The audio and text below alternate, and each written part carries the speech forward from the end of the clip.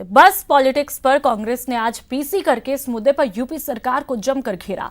Deputy CM Sachin Pilot ने केंद्र पर निशाना साधते हुए कहा, केंद्र सरकार के पास मजदूरों को लेकर कोई नीति नहीं है और ऐसा पहली बार हो रहा है कि यूपी में सत्ताधारी पार्टी विपक्ष पर मजदूरों को मदद करने का आरोप लगा रही है। पीसीसी चीफ सचिन पायलट ने कहा, मजदूरों की मदद के लिए भेजी गई बसों में यूपी सरकार ने बाधाएं डाली और सत्ताधारी पार्टी ने विपक्ष पर आरोप लगाए। कांग्रेस के पीसी में सचिन पायलट के साथ में मौजूद परिवहन मंत्री प्रताप सिंह खाचरियावास ने कहा, मजदूरों के मुद्दे पर राजनीति करना बिल्कुल ठीक नहीं।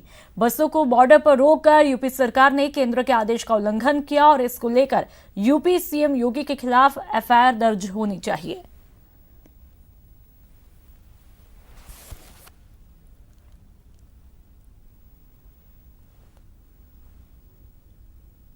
मानवता को देखते हुए 1000 बसों को कांग्रेस पार्टी ने यूपी भेजने के लिए एक प्रस्ताव भेजा, जिसको बहुत देर तक परमिशन नहीं मिली। जब परमिशन मिली तो कहा गया कि उसको लखनऊ भेजिएगा। आगरा भरतपुर बॉर्डर से बस लखनऊ जाएगी, उसके बाद उसको आगे भेजा जाएगा। फिर बाधाएं बनाने के लिए नाना प्रकार के हथकंडे अपनाए। कभी कहा कि फिटनेस सर्टिफिकेट नहीं है, कभी कहा कि ड्राइवर का लाइसेंस नहीं है। और मैं हमेशा कहता हूं कि काम करने का कोई बहाना नहीं, ना करने के 100 बहाने। 1032 बसों की लिस्ट वो सही मानते हैं और उसके बाद भी परमिशन ये कहकर नहीं देते कि ये बसें कबाड़ हैं, इनकी फिटनेस नहीं है, इनका लाइसेंस डिबार हो चुका है, इनके पास परमिट नहीं है। जब मुख्यमंत्री योगी आदित्यनाथ जी ने ये कहा था कि मैं अनुमति दे दूंगा, उस वक्त ये बात नहीं थी। लेकिन जब वो मुख्यमंत्री और डिप्टी सीएम वहां के बोल रहे थे, तब उन्होंने प्रधानमंत्री नरेंद्र मोदी जी के नेतृत्व वाली सरकार के आदेश की अवहेलना की, आपराधिक कृत्य किया। मुकदमा दर्ज होना चाहिए उत्तर प्रदेश के मुख्यमंत्री और उप मुख्यमंत्री जी के खिलाफ। इधर दिल्ली के पुष्प विहार से चूरू, जयपुर, पाली और बाड़मेर के करीब 150 लोगों को लेकर 4 बसों को रवाना किया। इस मौके पर राजस्थान फाउंडेशन के आयुक्त धीरज श्रीवास्तव ने बताया कि प्रदेश सरकार मजदूरों को उनके घर तक पहुंचाने को लेकर बेहद गंभीर है और इसके लिए प्रदेश सरकार ने 100 स्पेशल बसें आवंटित की। इस मौके पर राजस्थान फाउंडेशन के आयुक्त धीरज श्रीवास्तव और घर लौट रहे मजदूरों से बात की हमारे संवाददाता अभिषेक आढ़ा ने। धीरज श्रीवास्तव जो कि राजस्थान फाउंडेशन के आयुक्त हैं, वो हमारे साथ है, जो इस पूरे टास्क की मॉनिटरिंग कर रहे हैं। श्रीवास्तव साहब, संजीवनी साबित हो रही है ये श्रमिक सेवा? बिल्कुल, आपने एकदम सही वर्ड का इस्तेमाल किया। मैं कहूँगा कि ये वाकई में संजीवनी के समान साबित हुई है। योजना गहलोत साहब ने जो जिस तरीके से इनके दर्द को और दुख को समझा है और इनके साथ सरकार पूरी खड़ी है पीछे, तो ये एक एक करके, जब ये पहले बस नहीं थी तब पर भी हम लोगों ने अपने निजी प्रयासों से लोगों को पहुंचाने की कोशिश करी थी। लेकिन अब एक साथ 100 बसें हमें मिल गई हैं तो हमारा काम आसान हो गया है। लेकिन हमने बहुत सिस्टमेटिक तरीके से एक बस में 30 से ज़्यादा लोग ना जाएं, क्योंकि बसों की में कोई कमी नहीं है, सरकार ने कोई कमी नहीं छोड़ी, तो हम क्यों अपने सोशल नॉर्म्स की अवहेलना करें। तो आपने देखा कि अभी बच्चों को सबको मास्क, सबको भोजन और पानी की व्यवस्था, बच्चों के लिए बिस्किट वगैरह सब ये व्यवस्था की गई। आज हम देखा कि तकरीबन रोजाना ही 2-2 बसों से आप लोगों को, जरूरतमंदों को रवाना करें। आज कहाँ के लोग हैं, कौन लोग हैं और किन किन जिलों में जाएंगे ये लोग? आज जो है हमारा ये मेजर रवानगी का है सिलसिला। तो हर सेंटर पे डिस्ट्रिक्ट मजिस्ट्रेट के यहाँ पे 5 बसें हर सेंटर से रवाना हो रही। इस सेंटर से यहाँ से 4 बसें अभी पूरी तैयार हैं। इसमें चूरू के मेजर लोग हैं, करीब 135 लोग यहाँ से रवाना होंगे आज की तारीख में, और वो सारी इसमें 89 चूरू के हैं। लेकिन पूरे राजस्थान के लोग इसमें, हमने किसी को ये डिफ्रेंशिएट नहीं किया। बाड़मेर के 2 आदमी हैं, वो 2 आदमी भी हैं। पाली के 40 के करीब हैं, वो पूरे लोग बैठे हुए हैं। अलवर के हैं, अजमेर के हैं। तो हमने क्या किया है कि जो 30 बसों का एक पैक बना करके वो डेस्टिनेशन सीधा रवाना कर देते हैं।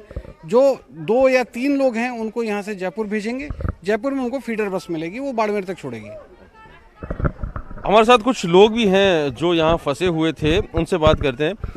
क्या नाम है आपका और कहाँ पे, यहाँ पे कितने दिनों से फंसे हुए थे? या 2 महीने से फंसे हुए थे हम। सीमा नाम है मेरा। 2 महीने से फंसे हुए थे बदरपुर में, सांस कैंप में रहते थे, झुग्गियों में। हमारा काम धंधा है नहीं, इसलिए हम अपने गांव जाना चाहते हैं और राजस्थान से हमें बसें पहुंची है, उनकी बहुत बहुत धन्यवाद, शुक्रिया। फाइनली सरकार की मदद से ये प्रवासी अपने घर पहुंच पाएंगे।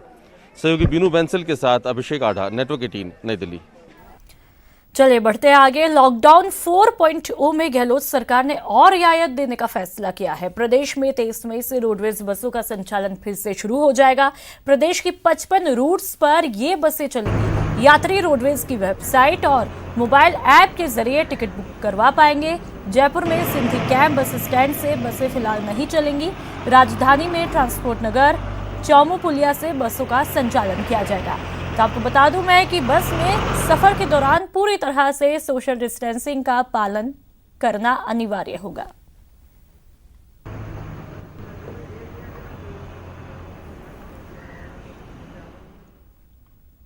तो वहीं कोटा में परिवहन निगम की बसों को आंशिक स्तर पर चलाने की तैयारियां की जा रही है। कोटा फिलहाल रेड जोन में है, लेकिन कोटा के आसपास के जो ग्रामीण इलाके हैं वो ग्रीन और ऑरेंज जोन में शामिल है। ऐसे में अब कोटा से भी रोडवेज बसों को आसपास के क्षेत्रों में भेजकर ग्रामीणों और शहरवासियों को राहत पहुंचाने की तैयारी की जा रही है। कोटा में क्या है रोडवेज की तैयारी, बता रहे हैं हमारे संवाददाता शाकिर अली।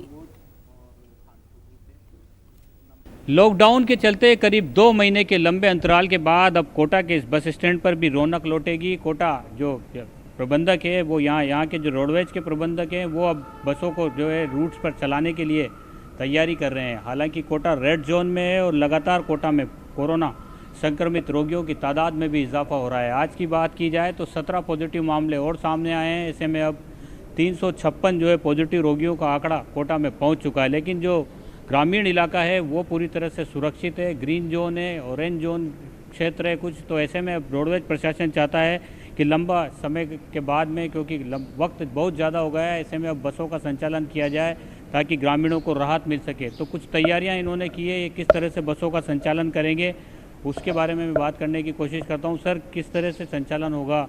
कोटा रेड जोन है लेकिन ग्रामीणों को भी राहत पहुँचानी जरूरी है। Proper Kota city road red zone में है। कोटा सिटी से बाहर 10 किलोमीटर आगे एक बोरखंडी है 12 रोड पे, शिवपुरी ग्वालियर रोड पे 12, वहाँ से हम संचालन चलाने की कोशिश कर रहे हैं। इसमें जैसे 12 जिला है बिल्कुल सेफ़ है ग्रीन जोन में, और बूंदी जिला है बिल्कुल सेफ़ है ग्रीन जोन में। तो हम 10 किलोमीटर दूर पॉइंट पे 12 रोड से और बूंदी रोड पर संचालन चलाने की पूर्ण कोशिश कल से कर रहे हैं, बशर्ते कि कलेक्टर साहब की तरफ से ग्रांट मिल जाए हमें। उसी की तैयारी हम लोग कर रहे हैं। और भी नए रूट जो मिलेंगे, जनता की डिमांड्स होगी, अकॉर्डिंग उसके हम बस चलाएंगे। तो जो नए रूट मिलेंगे, जनता की डिमांड होगी, उसके अनुसार अब कोटा जो प्रशासन है, रोडवेज प्रशासन, वो भी जो है लगातार आगे बढ़ता चला जाएगा। क्योंकि कोटा से करीब 90 बसों का संचालन हर रोज़ होता था, लेकिन लॉकडाउन के चलते आप देख सकते हैं तस्वीरों में, यहाँ पर जो है बसें सब यहाँ पर मौजूद हैं और यहाँ पर फ़िलहाल सन्नाटा है। लेकिन जिस तरह से कोशिश की जा रही है रोडवेज प्रशासन की तरफ से, तो अब उम्मीद यही की जानी चाहिए कि कोटा क्योंकि रेड जोन है, ऐसे में कोटा से आगे 10 किलोमीटर के जो पॉइंट्स हैं वहाँ से अब बसों का संचालन किया जाएगा, ताकि दूर दराज के लोग जो यहाँ फंसे हुए हैं या जो लोग अपने गाँव को या अपने घरों को जाना चाहते हैं वो वहाँ पर जा सकें। और कुछ क्योंकि व्यापार भी शुरू हो गया है, ऐसे में ग्रामीण इलाकों में कोटा से कई सारे व्यापारी हर रोज़ उनके प्रतिनिधि उन इलाकों में जाते हैं, तो उनको भी राहत मिल सकेगी। कैमरा पर्सन मुकेश शाकेवाल के साथ शाकिर अली, न्यूज़ 18 कोटा। और चलिए बात अजमेर की। अजमेर के ग्रामीण क्षेत्रों में टिड्डियों का आतंक खत्म होने का नाम नहीं ले रहा। गुरुवार से अराई क्षेत्र के विभिन्न गांवों में हजारों की संख्या में टिड्डियां आसमान में मंडरा रही हैं, जिसके कारण ग्रामीण चिंता में है। ग्रामीणों को फसल चौपट होने का डर सता रहा है, तो वहीं दूसरी तरफ टिड्डियों को भगाने के लिए कई तरह के जतन भी किए जा रहे हैं। कृषि विभाग भी लगातार कीटनाशक दवाओं का छिड़काव करके टिड्डियों को भगाने और मारने की कवायद में जुटे हैं। दूसरी तरफ सांसद भागीरथ चौधरी भी मौके पर पहुंचे और हालातों का जायजा लिया और कृषि विभाग को उचित दिशा निर्देश दिए।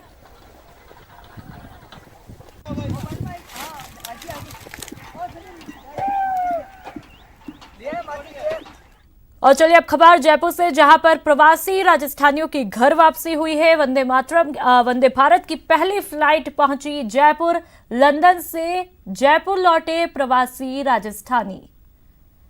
तो बेहद खुशी की बात कि अब प्रवासी राजस्थानियों की घर वापसी, अपने वतन वापसी होना शुरू हो चुकी है। और देखिए उसकी तस्वीरें आप अपनी टीवी स्क्रीन पर आप देख लीजिए। उस फ्लाइट की तस्वीर जब जयपुर पहुंची। ये फ्लाइट लंदन से जयपुर लौटी है। वंदे भारत मिशन के तहत जो विदेशों में फंसे हैं राजस्थानी, अब उन्हें धीरे धीरे अपने वतन लाया जा रहा है।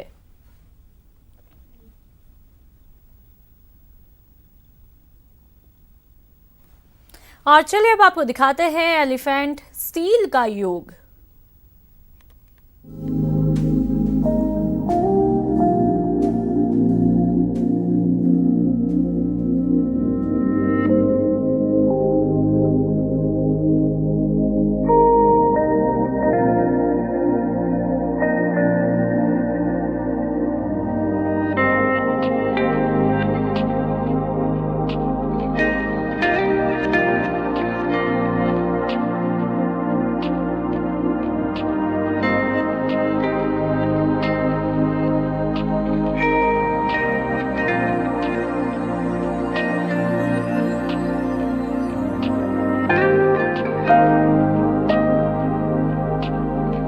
सारा वजन घटा के ही मानेगा।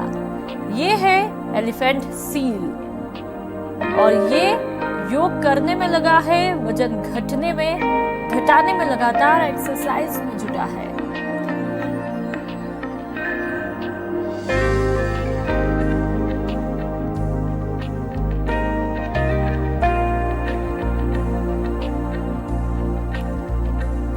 और ये वीडियो जो है वो तेजी से वायरल हो रहा है।